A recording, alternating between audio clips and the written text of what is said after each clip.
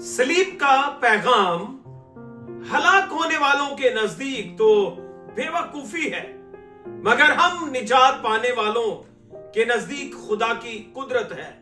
ये इलाही पैगाम वो पैगाम है जिसने बनीनो इंसान के लिए एक अजीब जलाली कुदरत को दिखाया कि खुदा के इकलौते बेटे हमारे खुदावंद यीशु मसीह ने अपनी जान बथेरों के लिए दे दी ताकि हम बच जाएं, जिंदगी पाएं और कसरत की जिंदगी पाएं। इफिसियों के नाम पौलुस रसूल का खत, उसका पहला बाब और पहले बाब की तीसरी आयत मुकद्दसा से अगर हम पढ़े तो लिखा है, हमारे खुदावंद यीशु मसीह के खुदा और बाप की हम्द हो जिसने हमको मसीह में आसमानी मकामों पर हर तरह की रूहानी बरकत बख्शी। चौथी आयत बड़ी गौर तलब बात है, लिखा है, चुनाचा उसने हमको बनाए आलम से पेशतर उसमें चुन लिया ताकि हम उसके नजदीक मोहब्बत में पाक और बेऐब हों, और उसने अपनी मर्जी के नेक इरादा के मुआफिक हमें अपने लिए पेशतर से मुकर्रर किया कि यीशु मसीह के वसीला से उसके ले पालक बेटे हों, ताकि उसके उस फजल के जलाल की सिताइश हो जो हमें उस अजीज में मुफ्त बख्शा।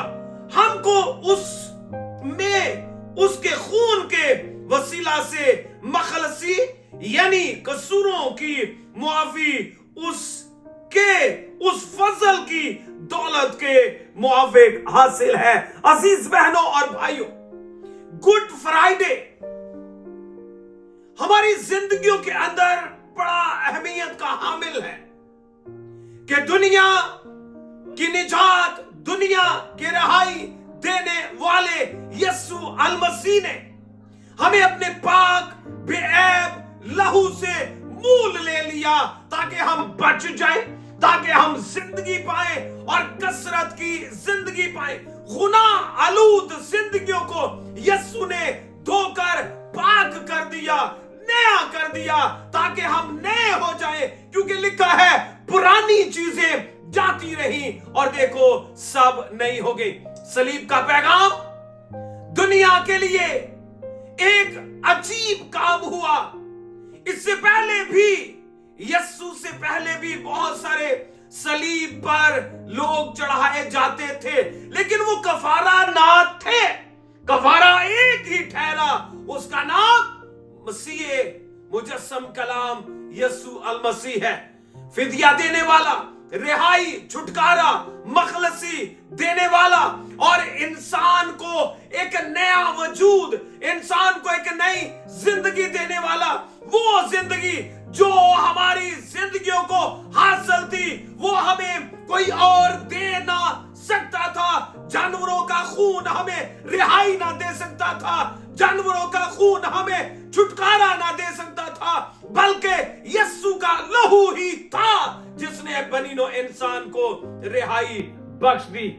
आए आज हम सब मिलके इन बाबरकत घड़ियों में अपनी जिंदगियों के लिए खुदावंद के कलाम को वेलकम कहें। सलीब का पैगाम हलाक होने वालों के नजदीक तो बेवकूफी है।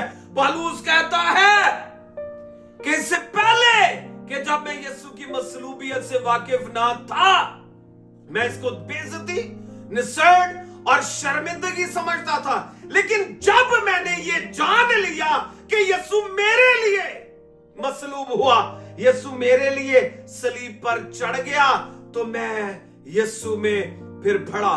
फिर मैं यीशु में हर रोज गिरता, हर रोज उसके कदमों में आता कि यीशु ही मेरी निजात है, यीशु ही मेरी रिहाई है, यीशु ही मेरी बख्शिश है, यीशु ही मेरा मुआवजा है, यीशु ही मेरी शिफा है, यीशु ही मेरी जिंदगी है, यीशु ही मेरी भलाई है, यीशु ही मेरी रिहाई है, इसलिए कि जो जिंदा है वही निजात दहिंदा है। उसका नाम कोने के सिरे का पत्थर, हकमे कुल, हिकमते कुल, इख्तियारे कुल, अज़ल से ज़िबा किया हुआ खुदा का बर्रा यीशु अल मसीह है। जानवरों की कुर्बानियां साल बा साल पेश की जाती थी, गुजरानी जाती थी, मजहबों पर लाई जाती थी, लेकिन वो कामिल कुर्बानी ना ठहरी।